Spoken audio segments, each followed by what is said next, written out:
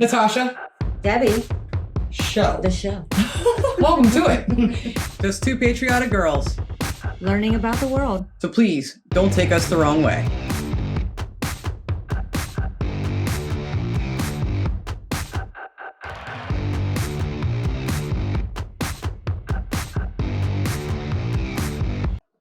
Hi, welcome to the Natasha and Debbie show. What's so funny? I don't know, just your eyebrow look you gave me before we started. We keep matching and it's weird. We don't discuss how that this. happens. We don't discuss this. No, not at all. Hey, guess what? We're all going to get really hungry today. I'm already hungry. This is, yeah, me too. I'm always hungry. This isn't going to be helpful. So if you're hungry, pause this for a second and go grab some food. Mm-hmm. Okay? A snack. Go ahead. We'll wait. Hurry up already. So while we're waiting, want to play a game? What game are we going to play? Hit that like button if you like our content. And also consider subscribing. It's absolutely free. Oh, you weren't playing the game with me. It was who could be more cheesy. Corny. Well, I was trying to get cheesy, but it didn't come out that way. You did win. Speaking of cheesy, that has nothing to do with this food. Now I want cheesecake. What? You talked about being cheesy, and now I want a cheesecake. So Okay, this got weird. sorry. So we have been doing this thing here on the YouTube, the Natasha and Debbie show, for a couple of years now. We have What have we learned about the UK? Something that shocked me. a whole lot. Which part? The part we're here for. Oh, national dish. She's thinking about cheesecake. I am still on the cheesecake, So yeah, the national dish I thought was fish and chips. right? I think if I ask any other American that, they're going to say the same thing. I think so, but Well, they would be wrong. They Wouldn't would be very wrong. They would be. In fact, it's chicken tikka masala, which, what? Yeah, blew And- our minds. Yeah, we never had it until this past summer. Y'all kept Mhm. talking about it, so we're like, fine, we'll try it. Oh my God, we love it. Obsessed with it. Mm-hmm. hmm Mm-hmm. It's about once a month we have it at least minimum. Well, we had a week there where we had it 4 times. Yeah, well, the first time we had it, then we had it like 4 times. 3 times in 24 hours. That's not normal. So thanks, and also dang you people. It is So- good, I have to say. It's freaking wonderful, isn't it? So today we're going to check out a video that might be a little controversial. Let's be nice in the comments, please.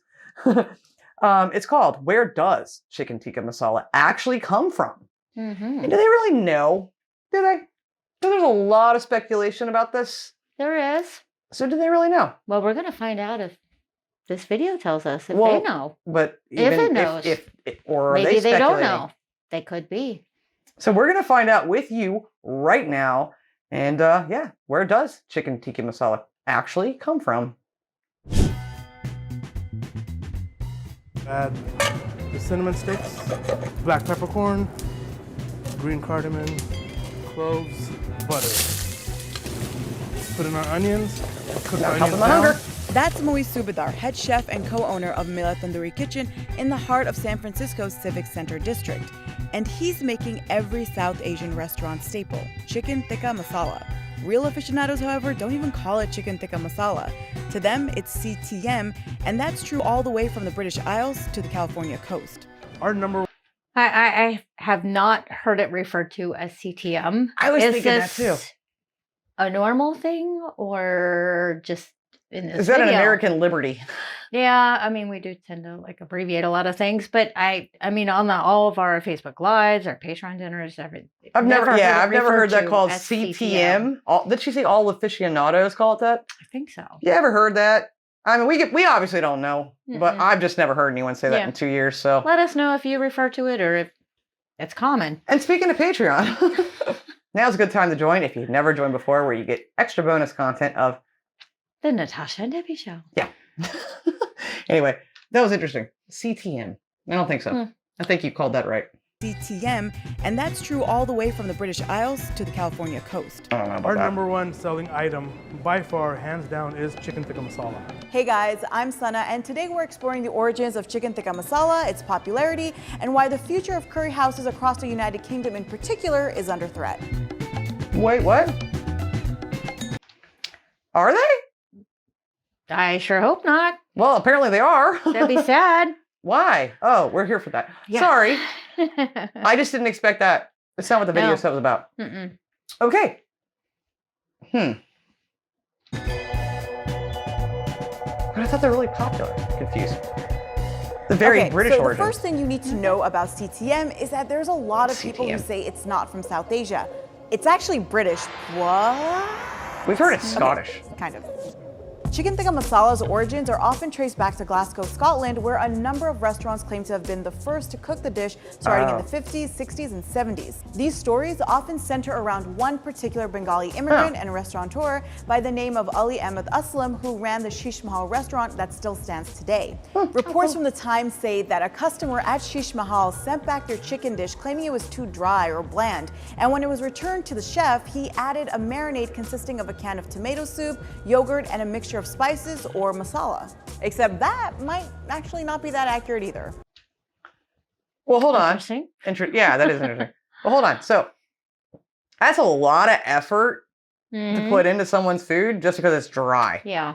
Like that It seems is. like a lot of effort. Like if that's true, If it's true. that's kind of amazing and awesome, and that dude's a rock star as a chef. Put that because together and yeah, who does there that? you go. I mean, back then maybe, but not now. Now I'd be like, here, there's some water on your chicken. I don't know. Yeah, that's a lot. See, pulled out a can of Campbell's tomato soup, so it's partly American. I'm just kidding. Some spices and yogurt. That just seems like a lot of work. And a mixture of spices or masala. Except that might actually not be that accurate either.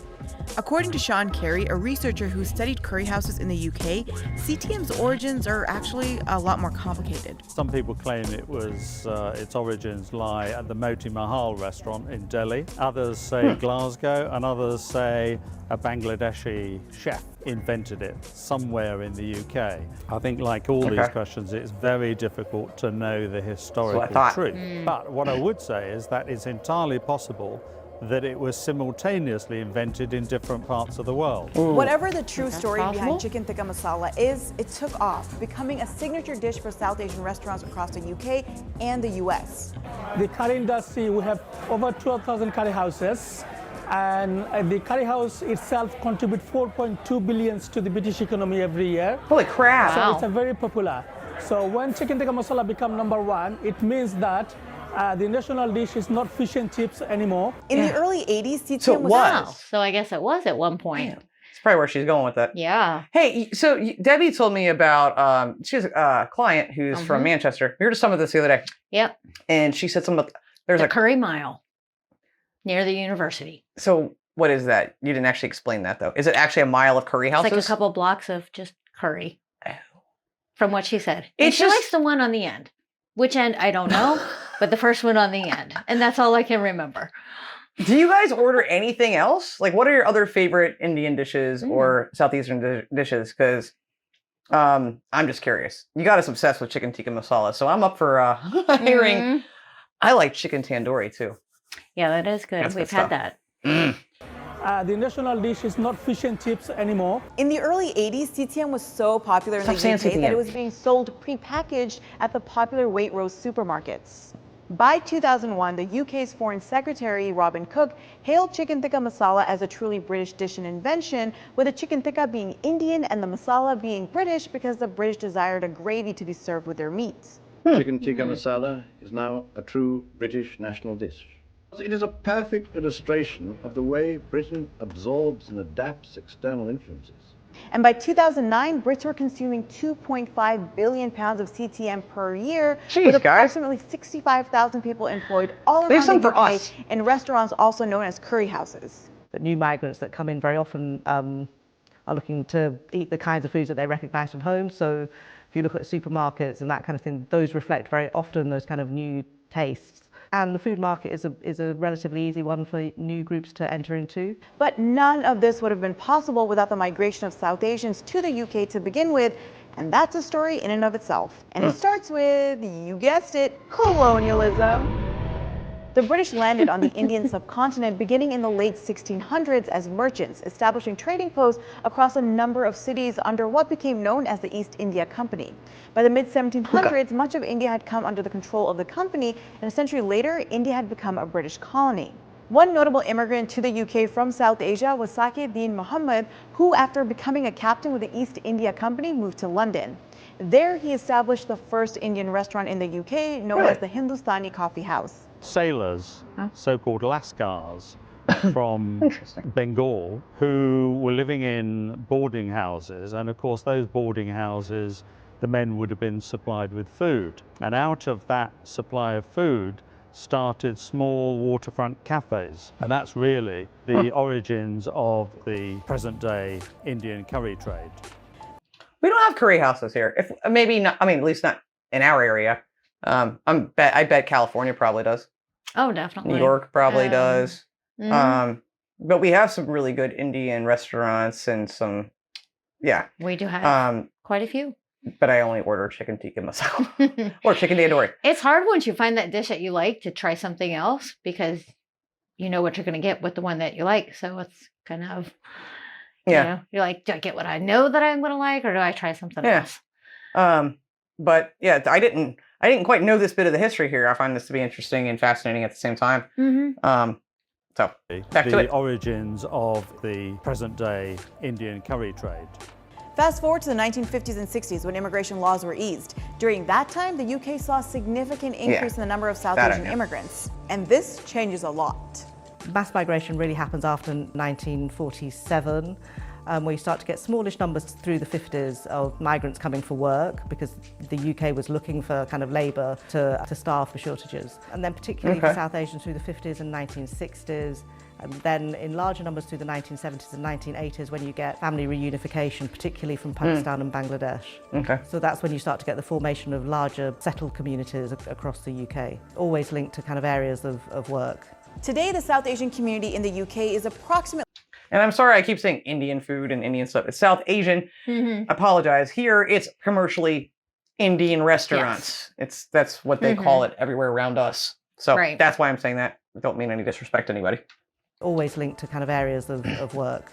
Today, the South Asian community in the UK is approximately 5% of the population, with visible communities in all major cities, including London, Bradford, Glasgow, Birmingham, and Manchester, which is home to the famous Curry Mile. There's also the famous Brick Lane in London's East End. It's the home of the country's Bangladeshi community, known as Banglatown, and it's known for its many curry houses. This area of Banglatown. One last thing.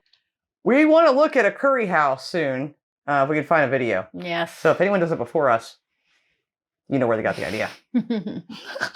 Was predominantly settled by Bangladeshi families. It's always been an incoming area. You've had Jewish people, Irish people, all sorts of people come in here. But while the South Asian community has grown considerably over the decades, it does face a number of political, economic, and social challenges, all of which are showcased around curry houses in the UK. Recently, immigration laws have deeply impacted the ability of South Asian restaurants to bring over chefs and waiters from South Asia. This has resulted in a massive shortage of South Asian workers and thus the shutting down of numerous restaurants over the years. Wow. And with the lack of South Asian chefs, restaurants have had to hire Eastern European immigrants who now work in curry houses in the thousands. But Brexit threatens even the employment of those workers. Really?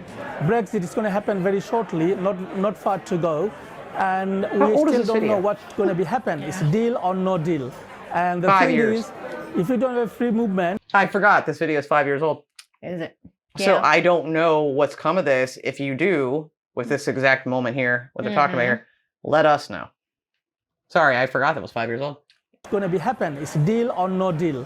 And the thing is, if you don't have free movement, then those Europeans will be also stopped, and they'll have to have a visa to come to United Kingdom.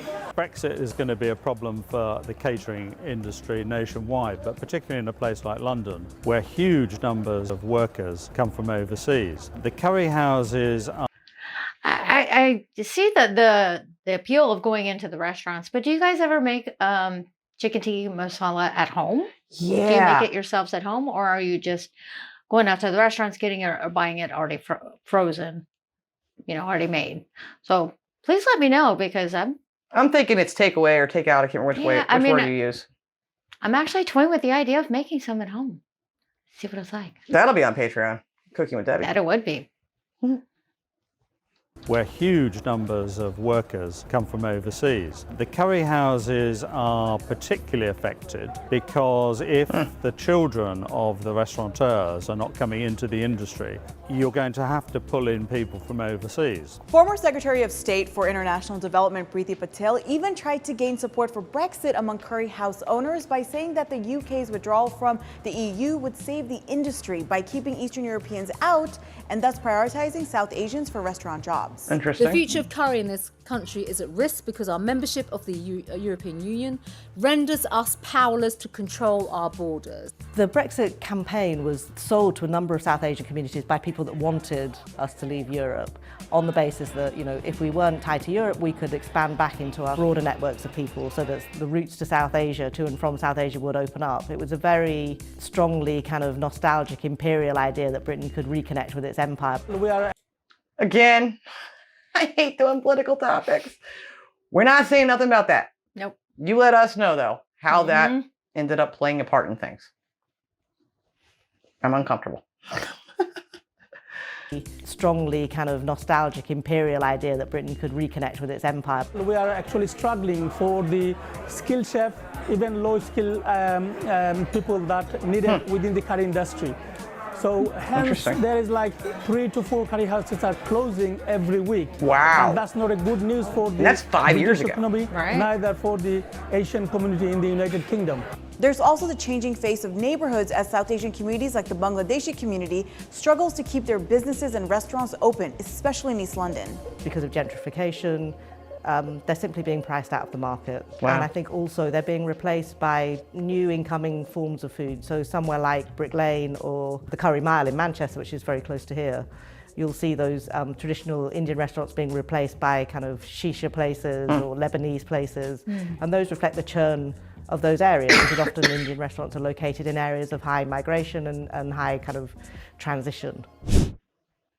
Kind of as I expected in a way.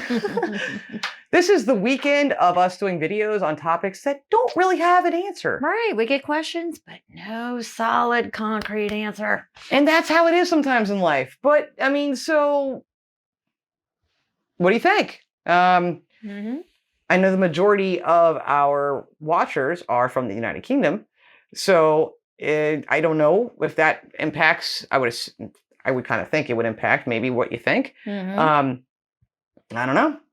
I'm a little frustrated. It is perplexing. But it is, I mean, like she said, though, like, you know, several different restaurants in Glasgow claimed to have done it. But one guy, that sounds pretty specific as to what he did. Like I said, that's a lot of effort. But if he's a true chef, and at the time, chefs would take that seriously and they would go to that type of extreme. Now, not so much, right? They would. Yeah. And you could whip up something like that and boom, there you go. You have a great dish and then everybody loves it. And they come back and on and on and yeah, on. want it back, want it more, want it more, want it more. But then everybody else tries to take the idea. So, I mean, I don't know. What do you say in the comments? Let us know. That was, again, I forgot this video was 5 years old, so I didn't expect the whole Brexit thing to come up, and I wasn't excited about that. So how has it gotten? What's happened in those last 5 years with the curry houses and stuff? Have things been shutting down? Like, what did he say? How many a week? Like, how He said 3 or 4? How 3 a week or something? a week? Was it a week? I think that's what he said. Yes. That's a lot. But then we've also had COVID in between since then, so that might have affected it. So, well, at that time though, it didn't. no, not when he said that, but still, since then, it could be affecting it more as to maybe if curry houses have closed, maybe that's more of the reason. Maybe. Was COVID. Yeah, I don't know.